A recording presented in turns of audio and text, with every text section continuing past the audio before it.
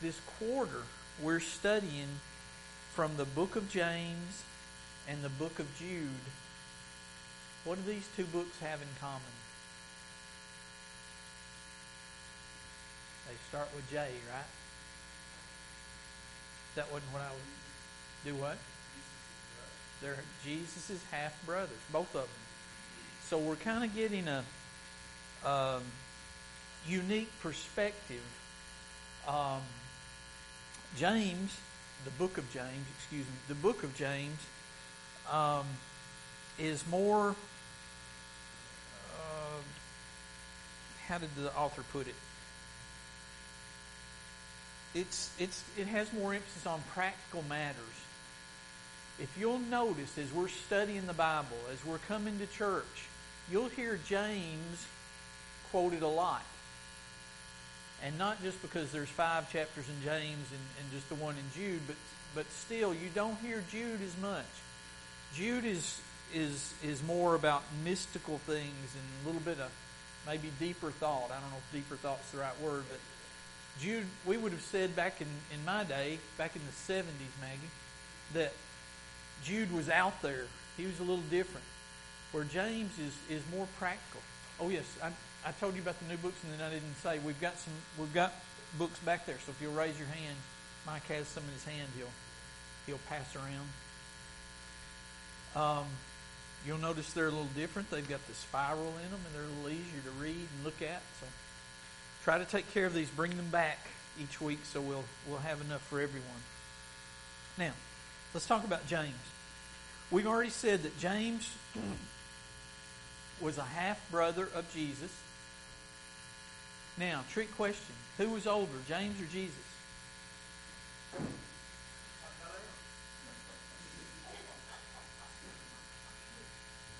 Who was older, James or Jesus?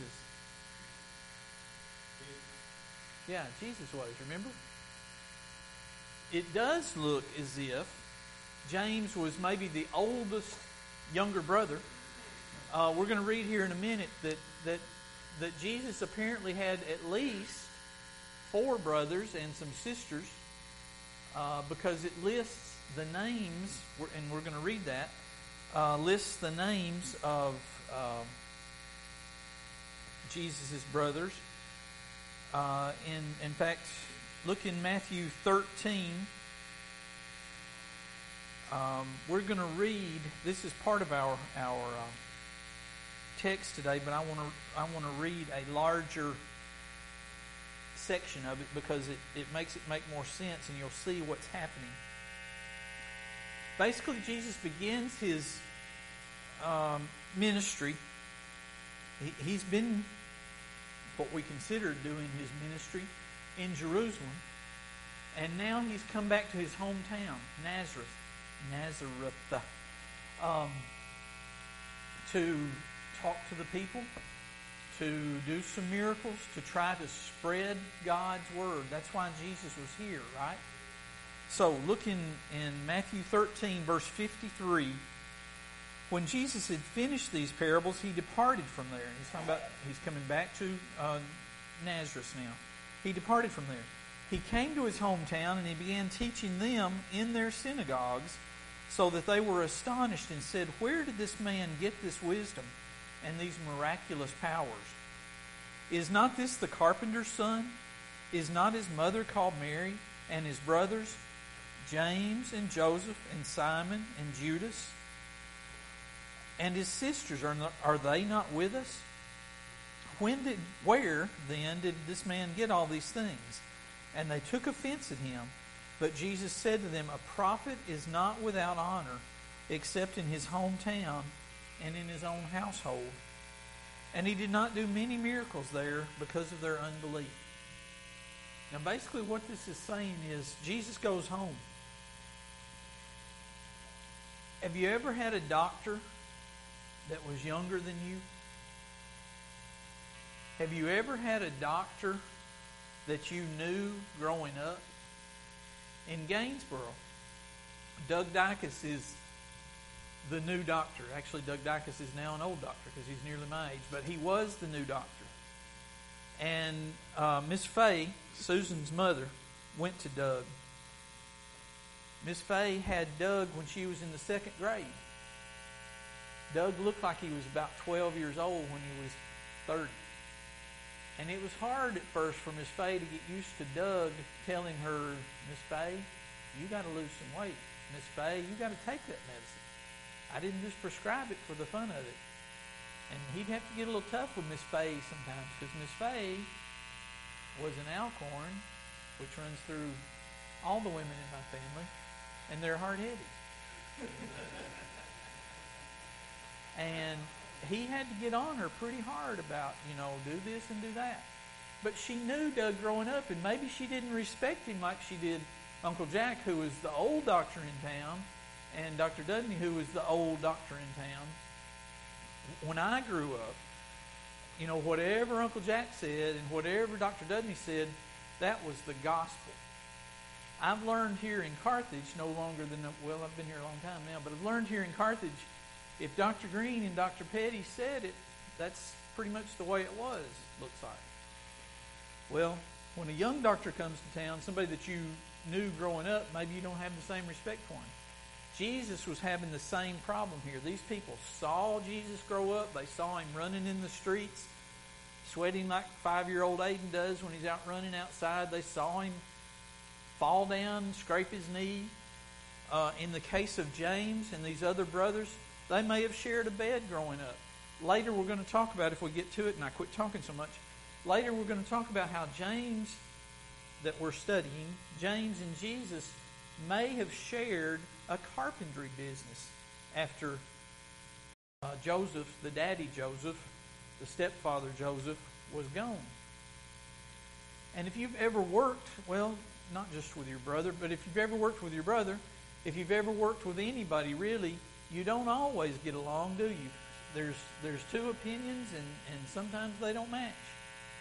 And I'll bet that Jesus and James and Joseph, Simon and Judas, I'll bet they had disagreements.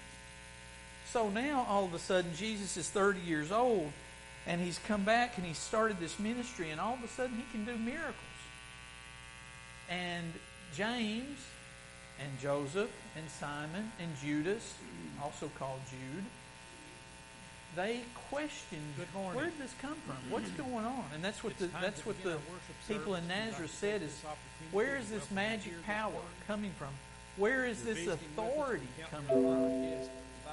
Remember, even when Jesus was 12 years old and he stayed back in the temple and the caravan went home or started home, the religious leaders there were asking even then, how does Jesus at 12 years old know this stuff? How does he have this authoritative sounding answer to everything we ask? So, I guess I say all that to say, James and the other brothers apparently, as we'll see in these texts this morning, didn't believe in Jesus at first. They doubted him. They certainly didn't see him as the Messiah. Now, you notice as we read through it, the people in his hometown felt the same way.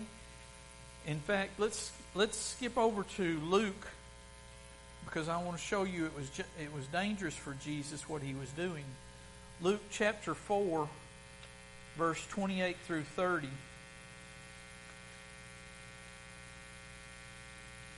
And this is Luke's version of the same thing happening. If you look back a couple of verses, you'll see where Jesus gives the speech about they didn't listen to a prophet. Oh yeah, truly I say to you, no prophet is welcome in his hometown. Now jump down to verse 28. And all the people in the synagogue were filled with rage. This is after Jesus has been speaking to them, and he talked to them pretty plain. I can see a little bit about why they were mad. But they were filled with rage as they heard these things, and they got up and they drove him out of the city. They're driving Jesus, the Messiah, our Savior, out of the city, and led him to the brow of the hill on which their city had been built in order to throw him down the cliff. But passing through their midst, he went his way. Now this is just another example, and we'll read them over and over, of how Jesus just kind of slipped through the crowd and escaped, obviously with God's help. But the crowd was so mad. He had stepped on their toes. You ever had your toes stepped on so bad that it made you mad? He'd stepped on their toes, and they were so mad that they ran him out of the city. We're going to push him off this cliff. Just a mob mentality like we see on TV now sometimes. So it was dangerous for Jesus to be teaching the things he was teaching, the way he was teaching. Even though it was the truth, it was making people mad. Now, let's in the book, let's look at page 5. We're going to read John 7, 1 through 5. And again, let me set this up a little bit. What I'm trying to do there's 3 sections to this lesson if I get to them all. The first part is the author has it titled "The Reluctant Brother." But basically what we're trying to see is that James and the other brothers, we're not picking on James, but James and Jude didn't believe in Jesus at first. In fact, the author, after we read this, I want to see if you think the same thing the author did. The author says in these 5 verses that the brothers were taunting Jesus about to get killed. I don't read it that way, but he did. The author did. And then secondly, the second point we're going to see is that at some point, James and apparently the other brothers began to believe in Jesus. Now, we're going to talk about whether it was at the crucifixion or maybe it just happened over time, but at some point they changed. And in fact, so much so that James became a leader in the church at Jerusalem. And then lastly, we're going to talk about how strong James became as the leader in the church. In fact, they refer to him as a pillar. So, that's the short part of this lesson. Now let's talk about, I'll give you the long version. Just to set this up, the Feast of Tabernacles was coming up. Now the Feast of Tabernacles was the feast that the Jews had in the fall when they harvested everything and they were thanking God and giving to other people about the harvest that they had. Sometime previously, in fact, if you go back to John 5, verses 1 through 9, you'll see that Jesus has healed a man at the pool of Bethsaida in Jerusalem. And when that happened, for a reason I can't fully explain, it made the rulers, the religious leaders of the Jews, mad. Now we know it was jealousy and that kind of thing. I understand that's why they got mad. But anyway, they get mad because good was done. Doesn't make any sense, but that's the way it is. So, meanwhile, over time here, the religious leaders had been working on making plans to kill Jesus the next time they caught him in Jerusalem. So, that's where we are now. John chapter 7, verses 1 through 5. After these things, so after he's been working in Jerusalem. After these things, Jesus walked in Galilee, for he did not want to walk in Judea because the Jews sought to kill him. Now the Jews' Feast of Tabernacles was at hand, and his brothers therefore said to him, "Depart from here and go into Judea, that your disciples may also see the works that you're doing." See, the author points out that they're almost talking to him in derision here. They're making fun of him. They're teasing him. If you're such a big man, go on back to Jerusalem where they're looking to kill you and show your disciples, those people that follow you, we're not your disciples. Now that's reading between the lines a whole lot. That's what the author's saying. For no one does anything in secret while he himself seeks to be known openly. If you do these things, show yourself to the world. For even his brothers did not believe him. So again, what we're trying to see is here at first, the James that we're going to study for the next 12 weeks was a non-believer. And we're going to see over time that begins to change.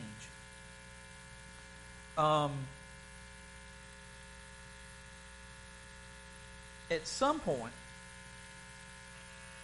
between Jesus, where we read about Jesus in Jerusalem at age 12 and staying in the temple and answering the questions of the scribes and all that, at some time between there And at age 30, when he's baptized by John and this ministry begins, we lose Joseph.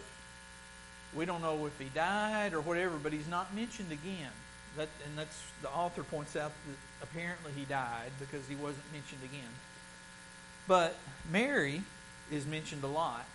And we have to remember that at the crucifixion, one of the things, and this, Edward has used this in a lesson before, and I've heard heard preachers mention it.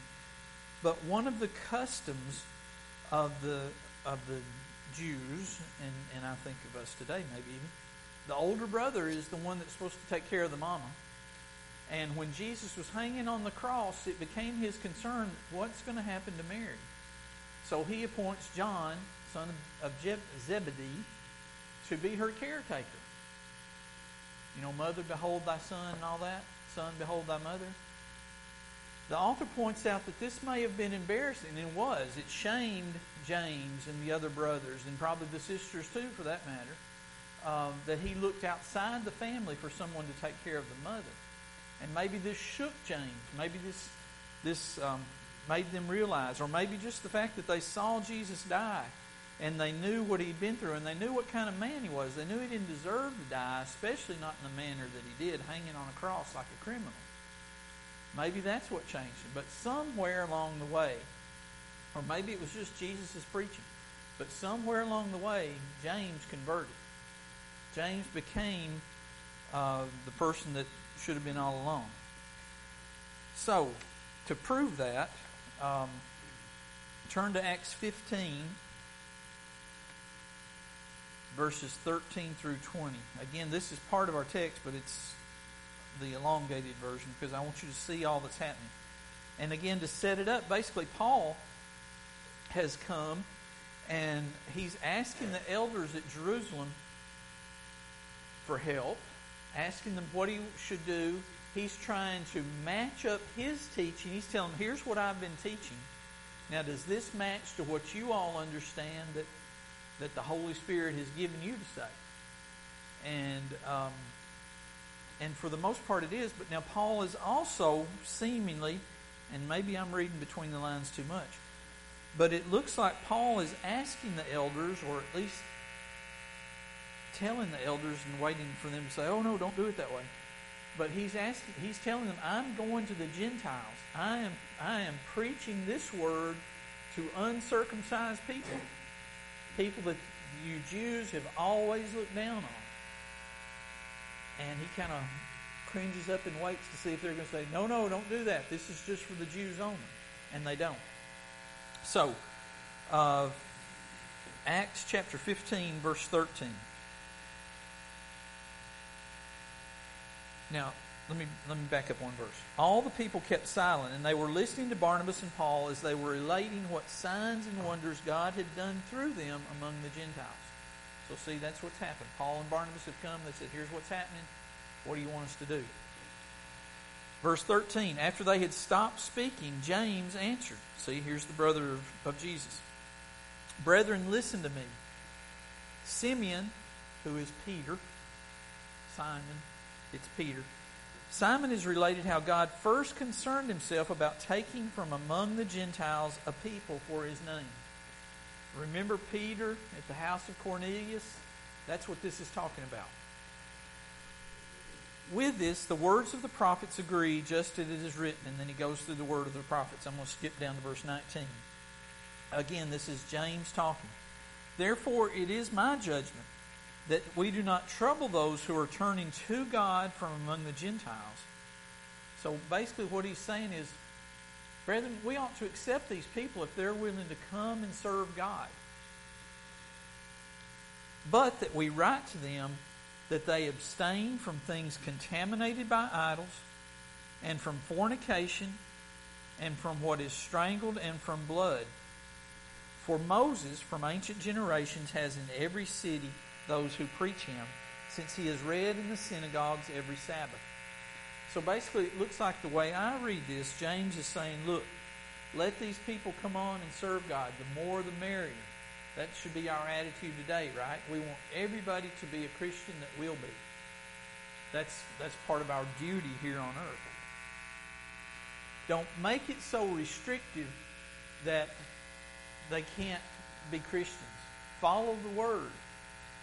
That's basically what James is saying. And then he goes through these three things that he thinks to make sure that wants to make sure that they know. Don't follow idols. Stay away from things that are strangled, and don't eat the blood of animals. Now, there's more to being a Christian than that, but that's three things he wanted to stress to them. Basically, if you read into this, what he's saying is get away from the requirement of circumcision, get away from the feast days and the washing of hands that just to make it look good, but concentrate on the things that are important. So, James, it looks like, is the head of this little meeting they've had. He's the one that's presiding. I don't mean he's the head elder. I'm not saying that, but he's the one talking here, and he's the one that's kind of leading the discussion when they're trying to decide how to answer Paul and Barnabas. So at this point, James looks like has the position of an elder and is leading these people. Now, turn over to Galatians chapter 1, verses 18 and 19. The first part of Galatians, and I probably ought to read just the first verse. Paul, an apostle, not sent from men, nor through the agency of man, but through Jesus Christ and God the Father, who raised him from the dead, and all the brethren who are with me. Paul is claiming the office of apostleship here. He's defending himself as why he has the authority to teach and to write this letter to the Galatians. Down in verse 19, he says, he's telling that 3 years later I went up to Jerusalem to become acquainted with Cephas, who again is Peter, and stayed with him 15 days. But I did not see any of the other apostles except James, the Lord's brother.